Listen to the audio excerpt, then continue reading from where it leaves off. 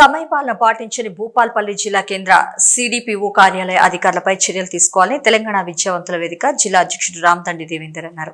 ఈ సందర్భంగా మాట్లాడుతూ జిల్లా వ్యాప్తంగా పంపిణీ చేయవలసిన అంగన్వాడీ ఆట వస్తువులను పంపిణీ చేయకుండా గత 2 నెలలుగా నిల్వ ఉంచడంపై అనుమానాలు వ్యక్తం చేశారు.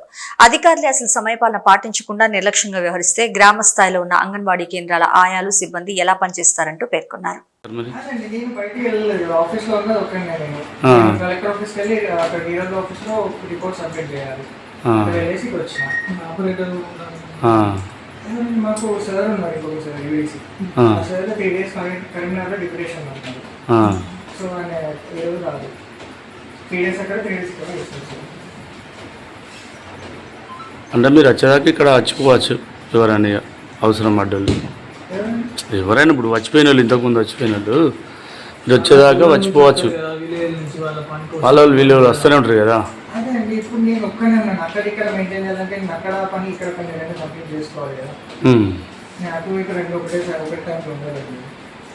ఓకే, మీరు చెప్పింది ఓకే, కానీ వాళ్ళు అయితే వచ్చిపోవచ్చు మీరు వెళ్ళలేకపోతే. సరే సరే ఓకే.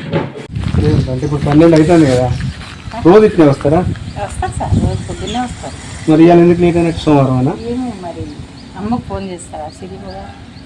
సిడిపో గారికి ఫోన్ చేయండి. మీరు ఎల్లు సార్ మా సిడిపో అమ్మ.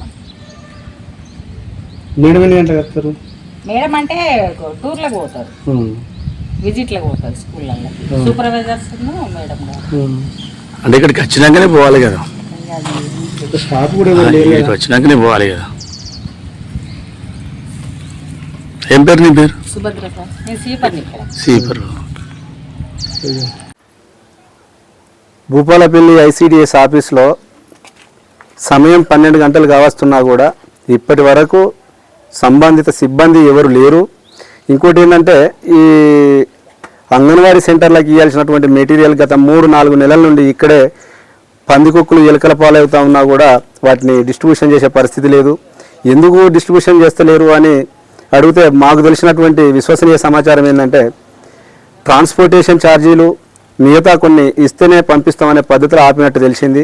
అది వాస్తవం అవాస్తవం అది అధికారులకు వాళ్ళ అంగన్వాడీ వాళ్ళకి తెలుసు. కాబట్టి దాని మీద కూడా విచారణ చేయాల్సిన అవసరం ఉన్నది. ఈ సమయపాలన లేని మూలంగా వాళ్ళు ఆఫీస్కు రాకపోవడం మూలంగా విజిటర్స్ బాధితులు అయితే ఎవరున్నారో వాళ్ళు తిరిగి పోతూ ఉన్నారు. ఇప్పటికీ మేము వచ్చిన నుండి 10-12 మంది తిరిగిపోవడం జరిగింది. కాబట్టి సంబంధిత అధికారులు స్పందించి సమయపాలన పాటించి సందర్శకులకు సమయం కేటాయించి వాళ్ళ పనులు త్వరితగతిన పూర్తి చేయాలని తెలంగాణ విద్యావంతుల వేదిక తరఫున డిమాండ్ చేస్తూ ఉన్నాం. మీరు ఎందుకు? నేను కూడా నాకు సంబంధించి ఒక అప్లికేషన్ ఇద్దామనే వచ్చేసరికి ఎవరు లేరు, లేకపోతే అంతనే మీరు రావడం జరిగింది. ఈ వార్తను స్ప్రెడ్ చేయాల్సిన అవసరం వచ్చింది.